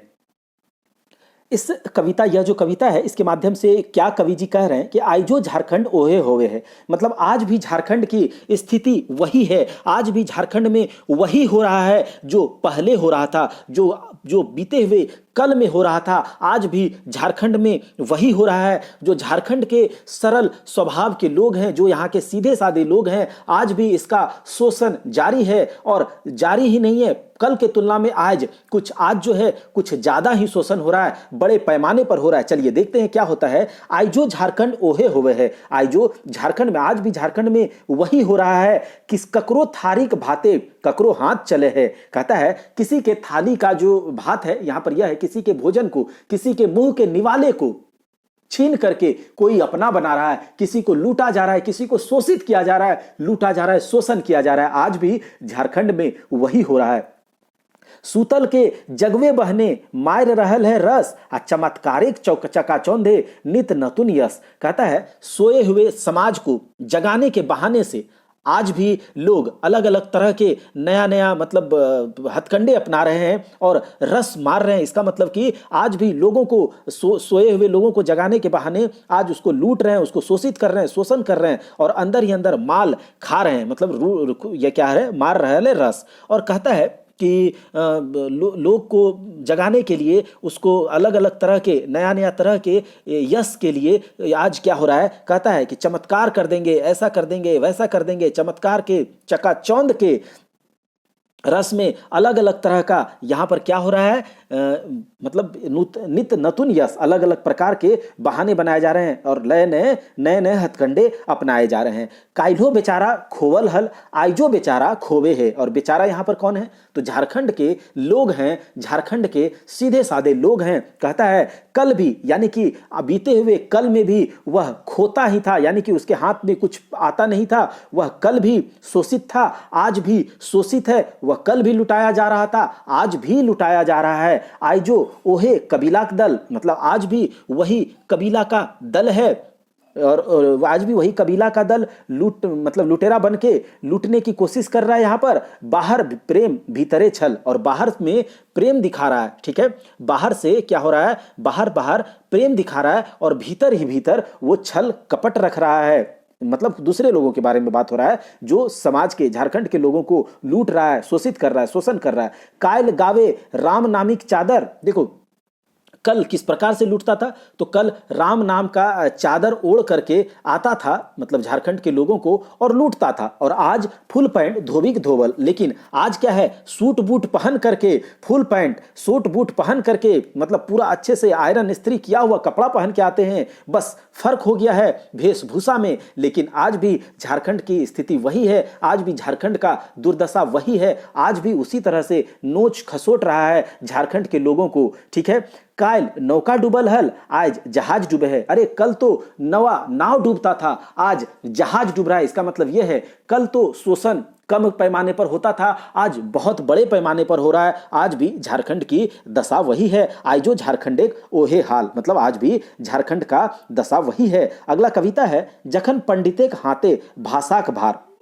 यहाँ पर देखिए, यह जो कविता है, यानी कि जब जब भाषा का विकास था, जब लैंग्वेज का विकास, की कोई लैंग्वेज है उसका विकास हो रहा है, तो जब यह भाषा का विकास, भाषा के विकास करने वाले के बारे में, कि भाषा के विकास को किसने किया है। एक समय भाषा के विकास को पंडितों के द्वारा किया गया, तो एक समय वही भाषा के विकास कवियों के द्वारा किया गया है। भावुक, यहाँ पर भावुक का मतलब कवि से है, तो यहाँ पर इस तरह से अलग अलग लोगों, कभी भाषा का विकास पंडित के द्वारा किया गया, तब भाषा क्या था। जब भाषा का विकास कवियों के द्वारा किया गया, तब भाषा को किस नजरिए से देखा गया। तो यही हम लोग देखेंगे इसमें। कहते हैं, जखन पंडिते के हाथे भाषा का भार, कहता है कि जब पंडितों के हाथ में भाषा का भार था, यानी कि भाषा के विकास का भार उस पर था, तब जाकर भाषा क्या था, एक चमत्कार था। भाषा क्या था, एक मतलब भाषा का जो भार है, भाषा के विस्तार का जो भार है, मतलब भाषा एक ही है, भाषा एक ही है, लेकिन जब भाषा का प्रयोग अलग अलग तरीके से होता है, समझ गए।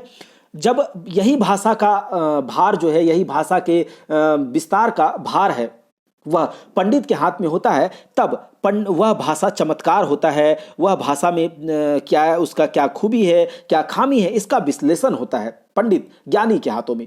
लेकिन जखन भावुवेक हाथेक भाषा के बार, लेकिन जब उसी भाषा को कवि के हाथ में दिया जाता है, उसके हाथ में भाषा के विस्तार का भार दिया जाता है, तो कवि उस भाषा में एक रस को खोजते हैं। तखन भाषाएं रसेक धार, एक रस को घोलते हैं, एक मीठे रस को, एक मधुर रस को उस भाषा में घोलते हैं। किसके माध्यम से? कविता के माध्यम से, गीतों के माध्यम से, काव्य के माध्यम से, साहित्य के माध्यम से, गद्य के माध्यम से, पद्य के माध्यम से। तो अलग अलग तरीकों से कवियों के द्वारा उस भाषा में रस का एक धार का घोला जाता है।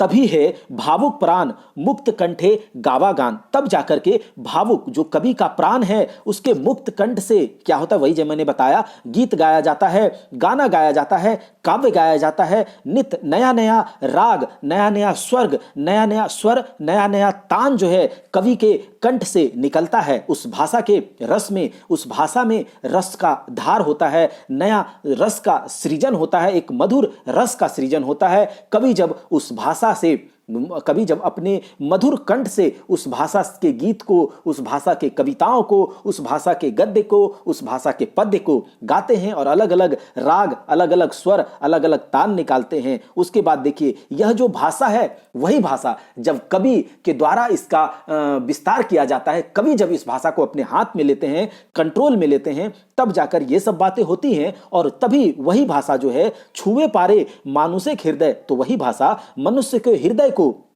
छू सकता है, टच कर सकता है, मनुष्य के हृदय को आकर्षित कर सकता है और मनुष्य के आंखों को खोलता है। मतलब खोले पारे आंख, मतलब जो आंख बंद था, जो एक ज्ञान अज्ञान का उस पर एक पर्दा लगा हुआ था, उसको खोलता है। अबोध अभागिक मुहे दिए पारे बाहक, और एक मतलब अबोध अभागी जो अज्ञानी होता है, उसके मुंह में उसको एक अभिव्यक्ति की, भाषा के थ्रू उसको अपने भाषा के थ्रू अभिव्यक्ति की आजादी देती है। उसमें एक नया फुर्ती, नया तेज, नया धार का सृजन करती है। कवि अपने काव्यों के माध्यम से, साहित्य के माध्यम से, कविताओं के माध्यम से, गीत के माध्यम से। तो यही बात है, जब पंडित के हाथ में भाषा का भार, ज्ञानियों के हाथ में भाषा का भार होता है तो भाषा एक चमत्कार होता है, एक उसमें उसमें उसके उसको विश्लेषण किया जाता है, उसके खूबियों खामियों को देखा जाता है। लेकिन जब वही भाषा कवि के हाथों में आता है, भावुक यहाँ पर कवि है, उसके हाथों में आता है,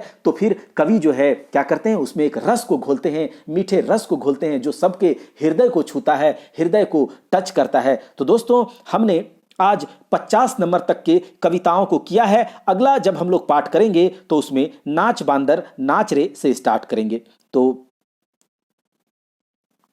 अब हम लोग मिलते हैं अगले क्लास में। पार्ट ये 3rd था। अब हम लोग मिलेंगे पार्ट 4 में, जिसमें कि हम लोग आंखी गीत को पूरा कवर कर देंगे और इसके जब एमसीक्यू को लगाएंगे तो आपसे सारे के सारे एमसीक्यू होंगे। आप इसको केवल ध्यान से सुनिए और जो वर्ड्स इसमें कहे गए हैं उसको थोड़ा सा नोट डाउन करने का कोशिश कीजिए। जितना हम यहां पर करवा दे रहे हैं आपके लिए मोर देन इनफ होगा। जब हम लोग पूरा इसको कवर कर लेंगे, पूरा खोटा के सिलेबस को कवर कर लेंगे, तो यहां तो एमसीक्यू लगा ही रहे हैं, हम लोग फुल लेंथ टेस्ट भी लाइव करेंगे। और आपके लिए हमने झारखंड जीके को स्टार्ट किया है। आपको उस झारखंड जीके का वीडियो सीरीज जरूर देखना चाहिए। आप कमेंट करके जरूर बताइएगा कि हाँ, हम झारखंड जीके सीरीज को फॉलो कर रहे हैं। अगर आप झारखंड जीके सीरीज को फॉलो करेंगे तो झारखंड, अगर आप जेएसएससी सीजीएल का प्रिपरेशन कर रहे हैं तो झारखंड के 40 में से 40 क्वेश्चन मैं आपको करवाऊंगा। यह गारंटी देता हूं। एक बहुत ही अच्छा कंटेंट, एक बहुत अच्छे तरीके से समझा करके आपको वहां पर मैं सब कुछ बताऊंगा। चाहे झारखंड का ज्योग्राफी हो, झारखंड जीके से कोई भी सब्जेक्ट हो,